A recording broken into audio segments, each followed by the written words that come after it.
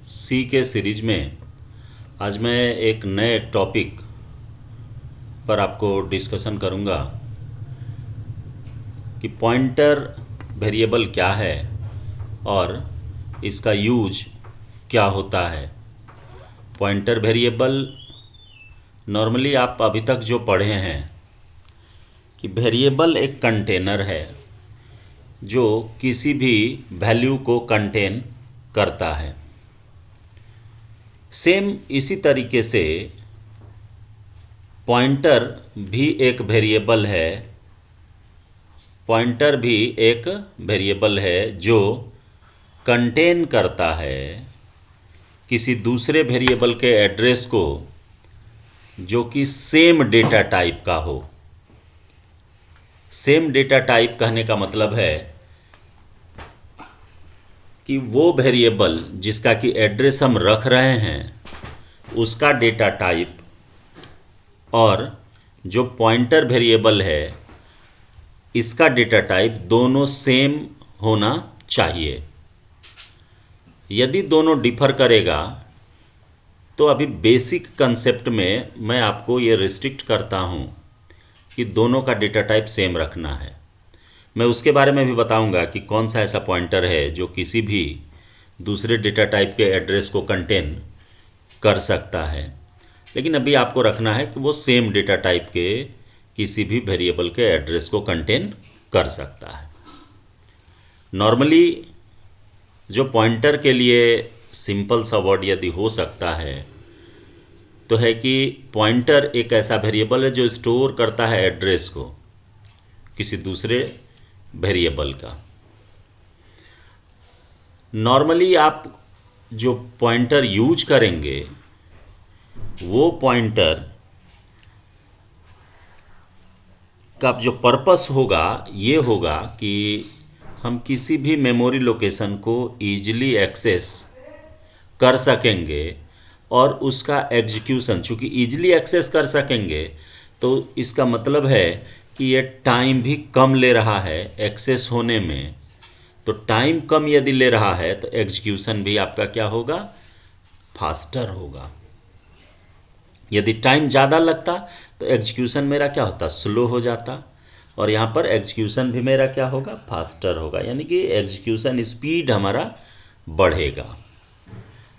अब बात आती है कि पॉइंटर वेरिएबल का डिक्लेरेशन कैसे करते हैं, यानी पॉइंटर वेरिएबल को डिक्लेयर कैसे करेंगे।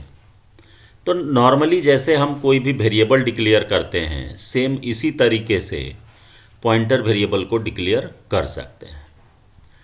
तो हमने सिंटैक्स इसका लिख रखा है कि डेटा टाइप एस्ट्रिक सिंबल और पॉइंटर वेरिएबल का जो भी नेम होगा वो हम देंगे और सेमीकोलन लास्ट में। तो नॉर्मली कोई भी वेरिएबल जब हम बनाते हैं तो वो इसी तरीके से बनाते ही हैं। तो यहाँ पर एक चीज़ जो है वो आपको दिमाग में पहले से होनी चाहिए कि डेटा टाइप में भी यानी बेसिक टाइप और डिराइव डेटा टाइप हो या फिर यूजर डिफाइंड डेटा टाइप हो, कुछ भी हो सकता है। जैसा हम डेटा टाइप लेंगे उस तरह के ये वेरिएबल के एड्रेस को ये पॉइंटर कंटेन करेगा।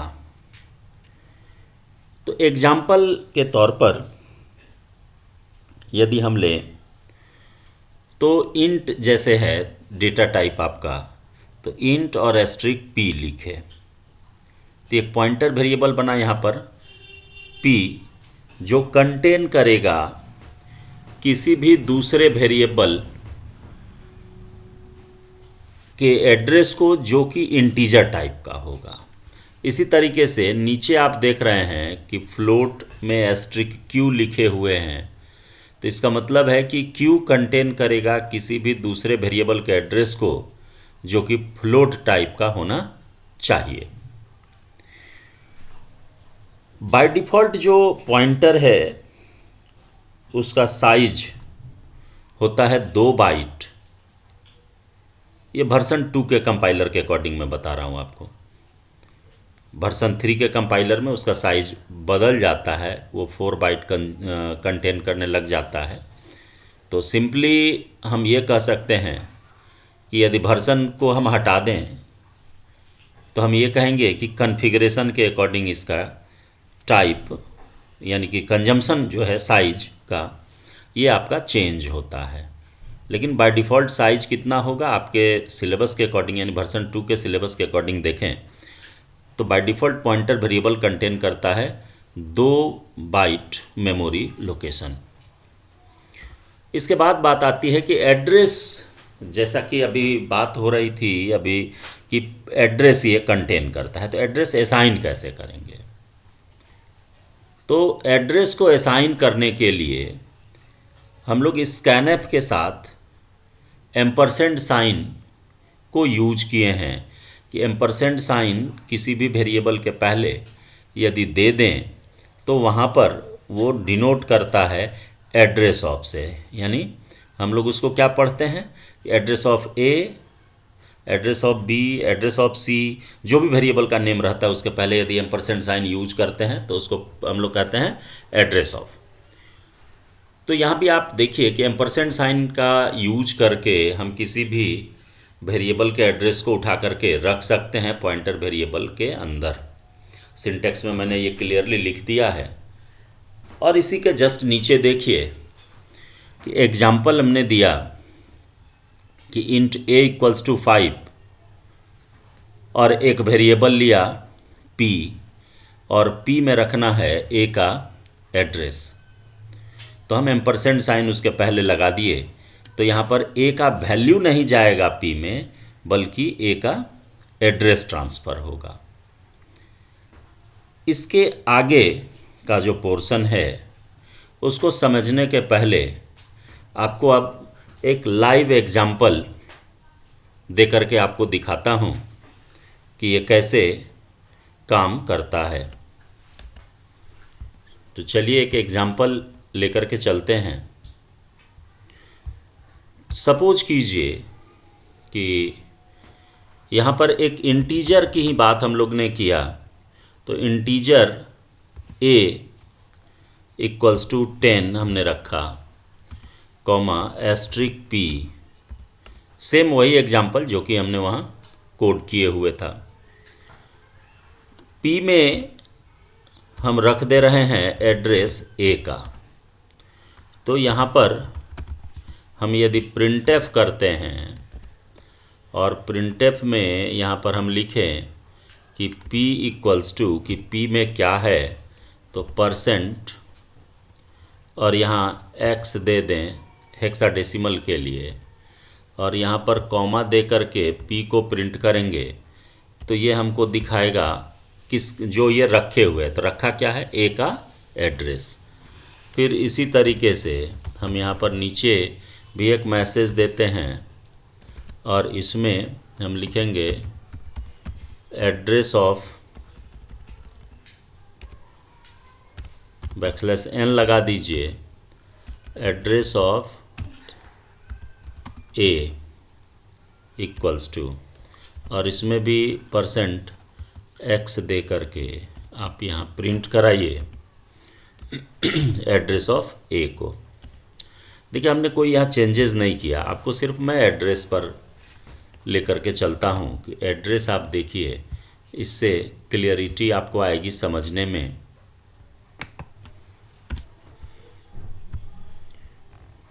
ये एग्जीक्यूट करेगा तो सबसे पहले p जो रखे हुए है वो प्रिंट करेगा, तो p में क्या है a का एड्रेस है।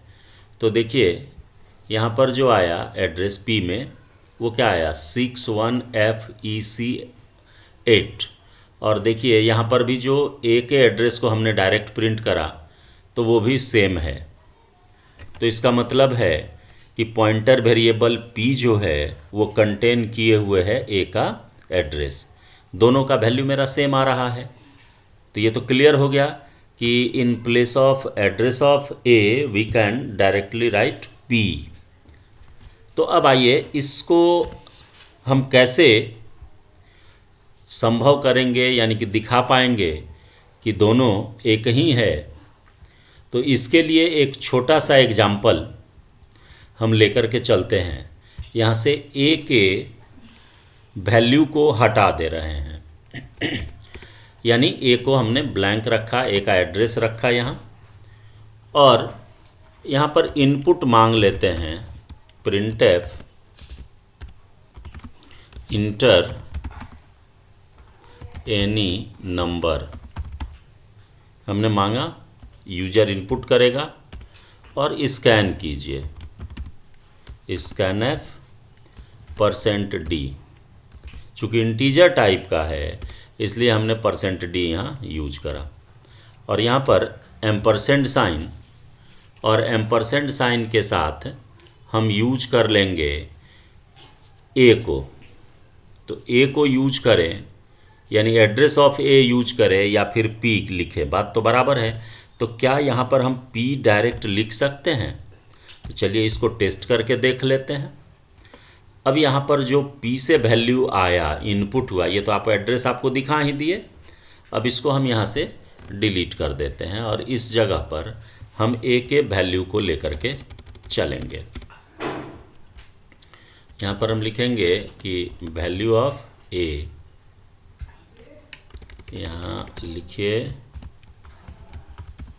Of a equal to %d, और यहाँ ए को हम डायरेक्ट प्रिंट कर रहे हैं। देखिए यहाँ पर ये क्लियर आपका हो जाए कि हम p यानी कि जो एड्रेस ऑफ ए के इक्वल है, हम p से इनपुट करते हैं तो a से वो वैल्यू डिस्प्ले होता है या नहीं।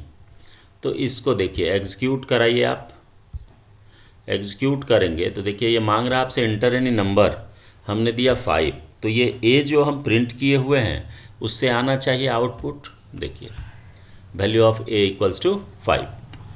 तो ये अब आपका क्लियर हो गया कंसेप्ट कि हम कहीं भी जहाँ एड्रेस ऑफ a लिखते हैं उस जगह पर हम यदि p डायरेक्ट लिखें तो बात बराबर है।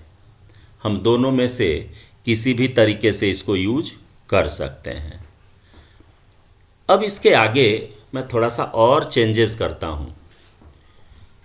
इन place of p we can write address of a। After that हम यदि इस a के वैल्यू को पॉइंटर से प्रिंट करना चाहें तो कैसे करेंगे? हम यदि यहाँ पर p लिखते हैं तो p का तो मतलब हो जाता है एड्रेस ऑफ a, लेकिन a का वैल्यू क्या है जो इनपुट किया गया, इसको कैसे देखेंगे? तो इसके लिए हम इस p के पहले एस्ट्रिक सिंबल यदि लगा दें तो ये मेरा काम कर जाएगा। यानी कि after declaration of pointer variable if we can use asterisk symbol before the pointer variable name, in that place asterisk symbol, जो यहाँ पर जो आपका स्टार का सिंबल है वो ये इंडिकेट करता है कि ये इनडायरेक्शनल ऑपरेटर है। यानी इनडायरेक्शनल का मतलब है कि पॉइंटर वेरिएबल जिस एड्रेस को कंटेन किए हुए है उस एड्रेस पर क्या वैल्यू है उसको ये इंडिकेट करता है। इसको एग्जीक्यूट करके आपको मैं दिखाता हूँ। एग्जीक्यूट करिए तो देखिए यहाँ पर हम दे देते हैं 25, तो ये गया कहाँ? एड्रेस ऑफ ए पर, यानी ए में जाकर के स्टोर हुआ।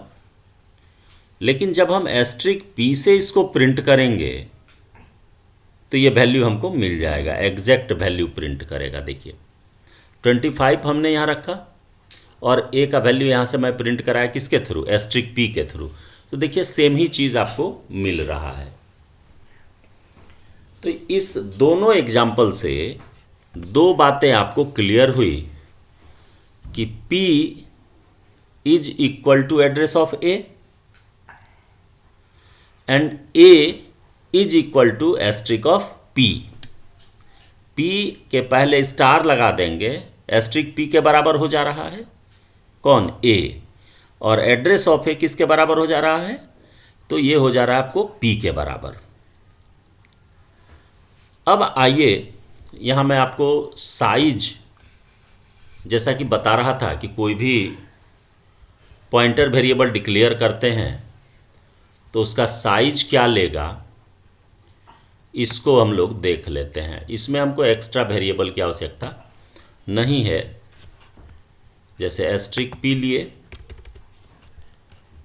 और यहाँ पर हम लिख देंगे वैल्यू नहीं, साइज ऑफ।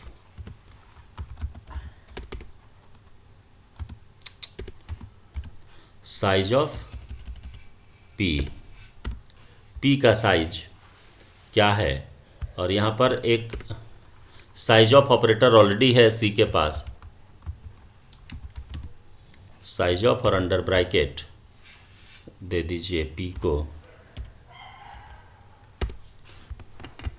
तो ये उसके साइज को कैलकुलेट करके एग्जीक्यूट करेगा।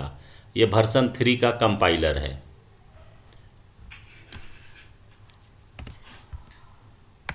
तो वर्जन 3 का कंपाइलर है, तो इसका साइज जो मैंने बताया आपको कि डिफ़ॉल्ट साइज जो होता है वो 2 बाइट आपको शो करता है वर्जन 2 में, लेकिन वर्जन 3 में जाएंगे तो उसका साइज बढ़ करके हो जाता है 4 बाइट। देखिए यहाँ p इक्वल टू कितना दिखा रहा है, size of p equal to 4, यानी कि ये बाइट्स में शो करता है, ये 4 बाइट कंज्यूम करेगा। यहाँ पर आप फ्लोट रखिए, फ्लोट रखेंगे देन एग्जीक्यूट करिए इसको 4 बाइट, इंटीजर भी रखे तो 4 बाइट, फ्लोट भी रखे तो 4 बाइट, कैरेक्टर रखिए,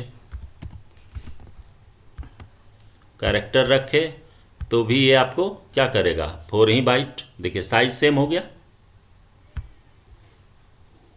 डबल रखिए,